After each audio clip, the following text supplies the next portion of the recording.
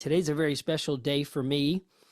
Pastor Sebastian didn't know this when he asked me to share, but today is the day that I got saved 28 years ago. And so I actually got accepted Jesus when I was younger, when I was 10 years old. So now you know how old I am. But today's a very impactful day. I usually take this day off just to reflect and thank God for his goodness and faithfulness. But I'm thankful to share today. And and so I'll never forget. I just want to share this journey with you. Is when I go back and think about this day many years ago, I got saved during a revival. So I grew up in a very small church in Mississippi. For those of you who know where that is in the United States, so very small town. And if 40 people showed up to the church, we were in revival. Like that's how it was. And I remember our revivals were a week long, and we're at church several times a day, every day during the week. And as a 10-year-old boy, that's not something you're necessarily excited about. You don't wake up in the morning as a 10-year-old usually. Uh, Pastor Sebastian's laughing because he understands with boys. And so I wasn't very excited to show up to this revival every single night. And I remember about halfway through, though, something changed.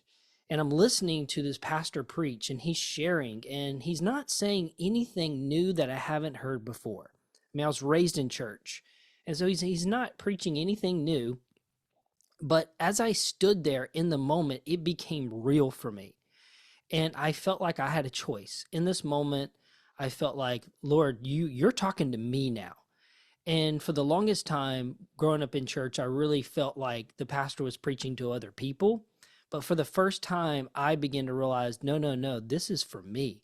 Like, God, you are speaking to me, and now I have a choice. And I remember standing up, and the pastor goes up to the front and asks people to come down that want to accept Jesus. And I remember thinking, no, no, no, I'm not going down there.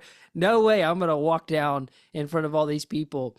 But I couldn't help it. I mean, I felt like I was going to explode on the inside if I didn't go down and talk to this pastor. And so I began to walk down, and I told him, I was like, hey, I want to accept Jesus. I want Jesus to be the Lord of my life. And he prayed with me. And when he got done praying with me, I went back to my seat, and my dad grew up, raised us in church. And my dad's like, what are you doing? My dad didn't even register to him that I just went down and gave my life to God. And I told my dad, I was like, hey, I gave my life to God. I'm ready to get baptized. And my dad was just blown away, like just had no idea that his son had given his life to God when I walked down. And so fast forward to now 28 years later. And during COVID, we here in Jacksonville, and specifically in Clay County, in the area that I live, we started hosting a pastors gathering. And we just started getting different pastors together to meet. One of the things that I found is we just didn't know each other. So many pastors in our area were doing church and spreading the gospel, but we really weren't working together. And so we started hosting a once a month lunch for us to just come together and meet and just talk to each other. No agenda. We were just together to encourage one another. And that went on for about 2 years. Well, about 6 months ago, one of the pastors says, hey, why don't we get together and host a service together? Multiple churches just come together and we'll host a service. And everybody's like, that's a great idea. Well, the next thing you know, they're like, hey, well, what if we did it at a big stadium? What if we rented out the fairgrounds, which is the biggest stadium in our area? What if we got the fairgrounds and we hosted a gathering there? And we just began to dream. And we just began to say, okay, God, what's possible if you're going to lead this and do this? And I'm excited to share with y'all that this weekend, over 23 churches are coming together to host a revival in Clay County, which is the area that I live in. And it's been amazing to see God provide so many different things. I mean, companies have donated thousands of water. So many organizations have come together. This thing has been fully paid for. Other organizations have came up to fund this revival.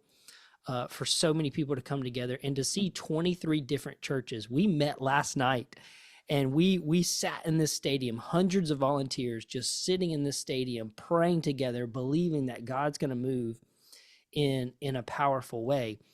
And they asked me to speak at this revival. And so I'll be speaking Saturday night. And I shared this story about my salvation because when I was thinking about this revival, I just began to tear up and I just began to cry. And I'm like, wow, 28 years ago, I got saved in a revival, and God is giving me the opportunity to be that very same pastor for somebody else, to share about the gospel of Jesus and to share of God's faithfulness, not only in my life, but in what God's doing in this area. And so I just felt like God wanted me to encourage you on this call today that the Lord is faithful. And Amen. as we continue to stay faithful to him, as God will open up opportunities for us. And I wanted to read a few scriptures and share this word of encouragement with y'all out of Philippians 1:6. Says, and I'm sure of this, that he who began a good work in you will bring it to completion on the day of Jesus Christ. Isaiah 26, verse 3 says, you keep in him perfect peace, whose mind is stayed on you, because he trusts in you. Trust in the Lord forever, for the Lord is an everlasting rock. And even in Revelations 1:8, God says, I'm the Alpha and Omega, right? Who is, who was, and who is to come. And so for today, for me, it's reminding me of who God was in my life. Because when I remember who God was to me 28 years ago, when I accepted him, it creates this passion, this faithfulness, this stirring all over again. And it reminds myself, God's going to continue to be faithful. And as much as I needed him in that moment 28 years ago, I still need him in this moment. And I know God's going to be there for me even now. So many of you on this call are walking through so many different things all over the world. And I just want to encourage each and every one of you that the Lord is faithful. He's been faithful. He's been faithful to you, and he's going to continue to be faithful to him. And so I just want to encourage you today to continue to remember what God has done in your life, Mm. and believe that God's going to continue to do it.